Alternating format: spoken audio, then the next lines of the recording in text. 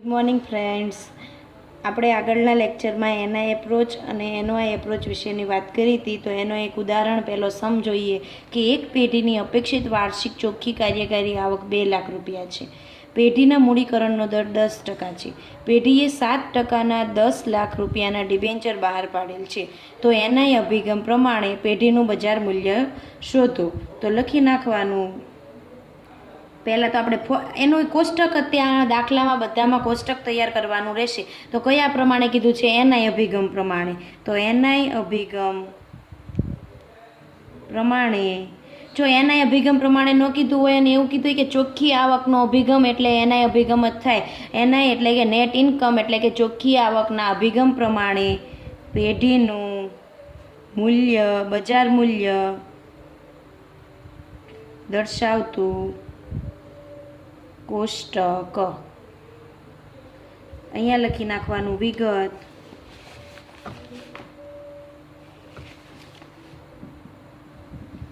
અહીંયા લખી નાખવાનું રકમ. હવે જો પહેલું શું કીધું? પહેલું ફોર્મેટમાં શું આવશે? ચોખ્ખી કાર્યકારી આવક કેટલી છે? 2 લાખ રૂપિયા. હવે જો એનઆઈ એપ્રોચ એટલે કે એમાં દેવાનું વ્યાજ બાદ કરવાનું હોય, એટલે કે ડિબેન્ચરનું વ્યાજ બાદ કરવાનું હોય, માઇનસ ડિબેન્ચર વ્યાજ. તો આપણે જોયું કે 7%ના 10 લાખ રૂપિયાના ડિબેન્ચર બહાર પાડેલા છે. તો 10 લાખ ગુણ્યા 7% એટલે જવાબ મળે છે 70,000.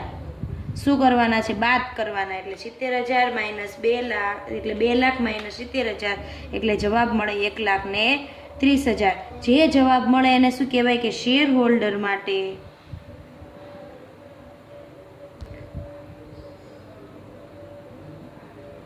શેર હોલ્ડર માટેની ચોખ્ખી આવક.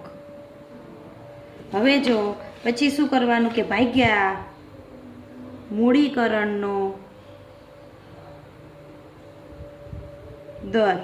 કેટલા ટકા છે? 10%.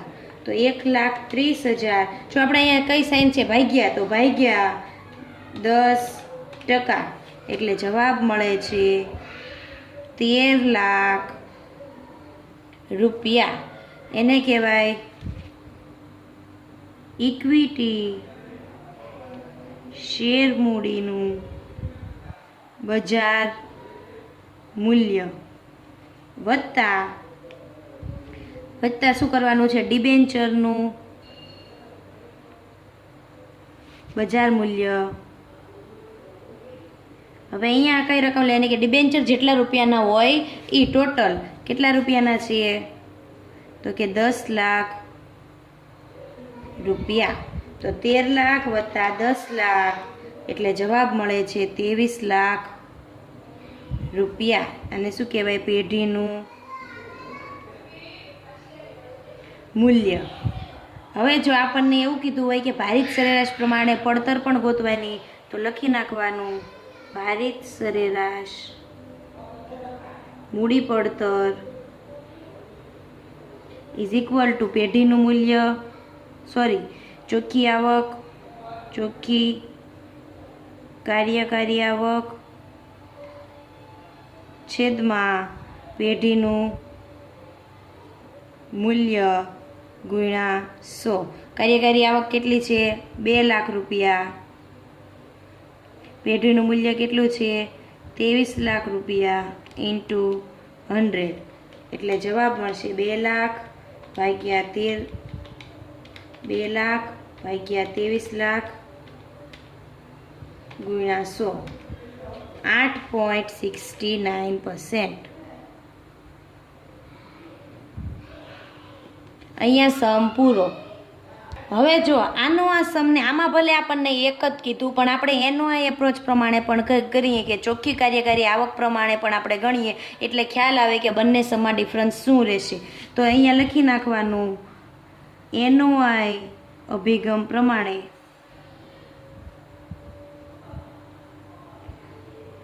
અહીંયા વિગત અને અહીંયા રકમ. ચોખ્ખી કાર્યકારી આવક પહેલાં લખી નાખવાની, એમાં પણ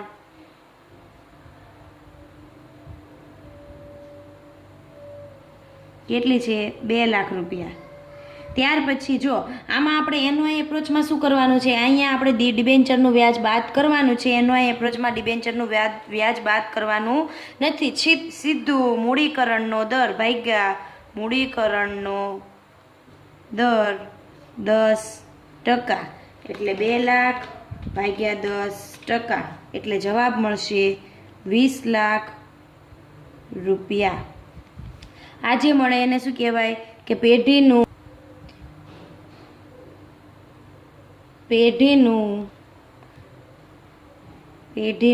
બજાર મૂલ્ય. હવે પેઢીનું બજાર મૂલ્ય મળે એમાંથી અહીંયા શું કરવાનું છે?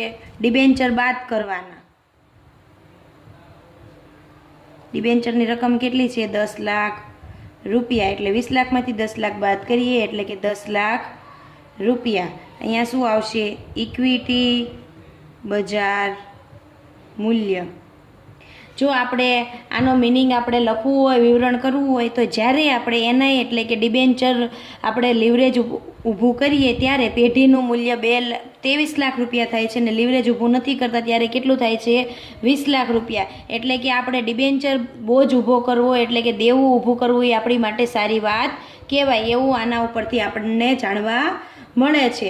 હવે અહીંયા આપણે કેઈ ફાઇન્ડ આઉટ કરવું હોય તો કેઈ અહીંયા લખો ચોખ્ખી કાર્યકારી આવક માઇનસ ડિબેન્ચર વ્યાજ છેદમાં અહીંયા જે શું આપણને મળે છે? ઇક્વિટી બજાર મૂલ્ય.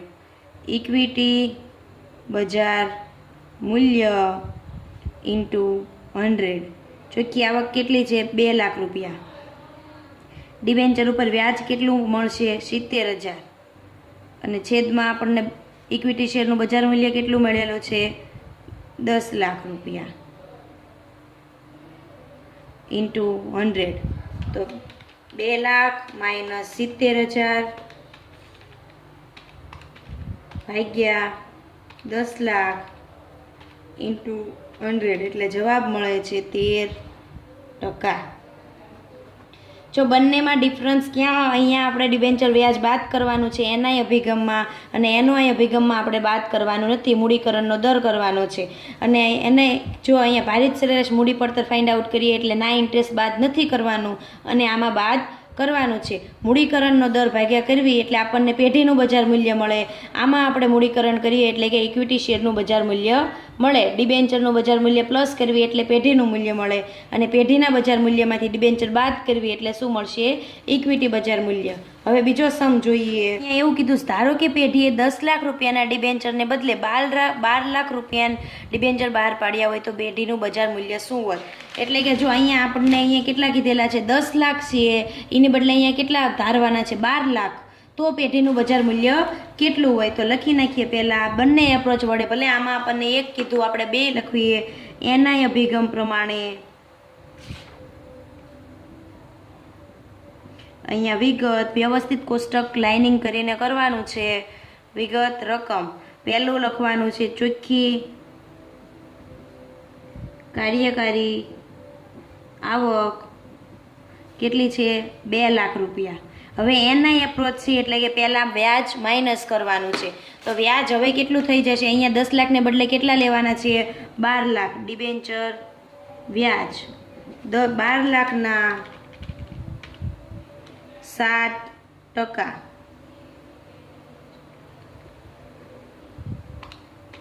એટલે કેટલું આપણને વ્યાજ મળે છે? 84,000. 1,16,000.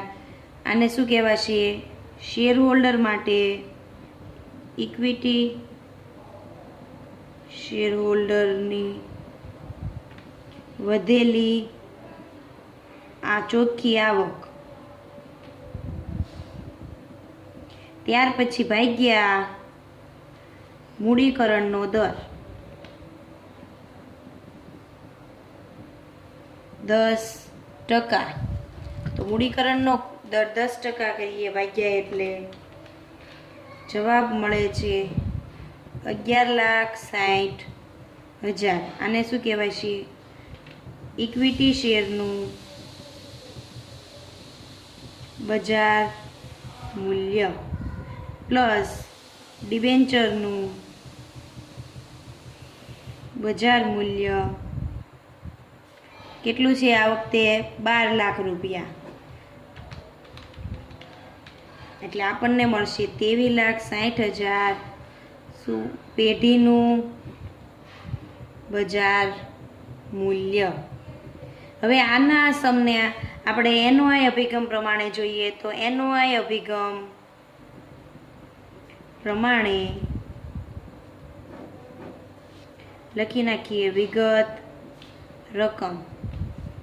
પહેલું લખવાનું છે ચોખ્ખી કાર્યકારી આવક કેટલી છે? 2 લાખ રૂપિયા.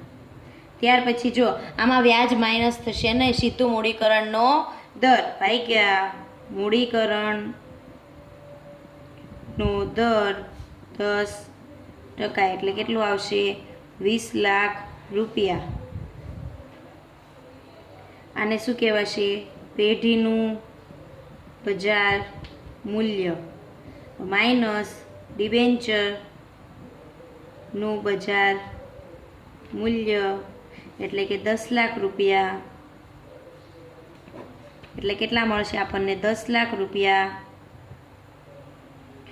ઇક્વિટી શેરનું બજાર મૂલ્ય.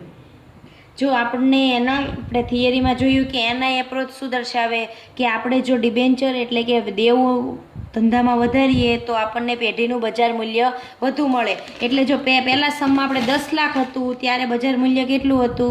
પેઢીનું મૂલ્ય 23 લાખ. બીજા સમમાં આપણે ડિબેન્ચર વધારીને 12 લાખ કર્યા તો આપણને પેઢીનું બજાર મૂલ્ય કેટલું મળ્યું? 23,60,000. પણ એનો આ અભિગમ શું કહે છે કે આપણે ધંધામાં ડિબેન્ચર કે દેવાનું પ્રમાણ વધારીએ તો આપણને પેઢીના મૂલ્યમાં કે ઇક્વિટી બજાર મૂલ્યમાં કોઈ ચેન્જીસ થતો નથી. તો જો એનો આ અભિગમ પ્રમાણે આપણને પેઢીનું મૂલ્ય કેટલું મળ્યું હતું? 20 લાખ. 10 લાખ ડિબેન્ચર હતા ત્યારે અને 12 લાખ ડિબેન્ચર કર્યા તોય પેઢીનું બજાર મૂલ્ય કેટલું રહ્યું? 20 લાખ. એટલે એનો આ અભિગમ એવું સમજાવે છે કે આપણે પેઢીમાં ડિબેન્ચર કે દેવાનું પ્રમાણ વધારીએ તો પેઢીના બજાર મૂલ્યમાં કોઈ ચેન્જીસ થતા નથી. અને એના અભિગમ એવું કહે છે કે જો દેવાનું પ્રમાણ વધારીએ તો પેઢીનું બજાર મૂલ્ય વધે છે. આગળ આપણે બીજો સમ જોઈશું નેક્સ્ટ સેશનમાં.